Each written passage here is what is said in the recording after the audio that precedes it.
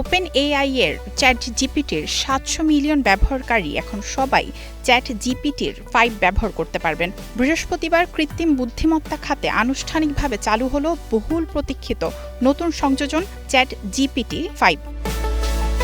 Open AI বলছে chat GPT 5 শুধু কথোপকথনই নয়, বরং সফটওয়্যার ডেভেলপমেন্ট, স্বাস্থ্যসেবা, ফাইন্যান্স এবং জটিল সব সমস্যার সমাধানে অসাধারণ দক্ষতা প্রদর্শন করবে।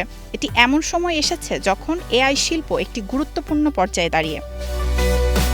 অন্যদিকে বিশ্বের বৃহত্তম এআই ডেভেলপাররা অ্যালফাবেট, মেটা, অ্যামাজন এবং ওপেন এআইকে সমর্থনকারী মাইক্রোসফট এআই ডাটা সেন্টারের জন্য বিপুল মূলধনী ব্যয় বাড়িয়েছে, যা বিনিয়োগকারীদের মধ্যে উচ্চ মুনাফার প্রত্যাশা জাগিয়েছে। এই 4টি কোম্পানি চলতি বছরে প্রায় $400 বিলিয়ন ব্যয়ের প্রত্যাশা করছে।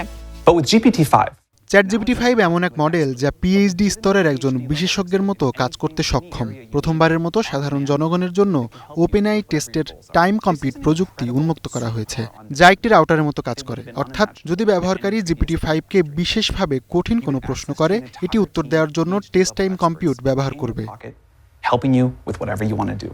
সংশ্লিষ্টদের মতে অগ্রগতি যত বড়ই হোক, চ্যাট জিপিটি 5 এখনও মানুষের বিকল্প নয়, কারণ মডেলটির নিজে নিজে শেখার সক্ষমতা নেই।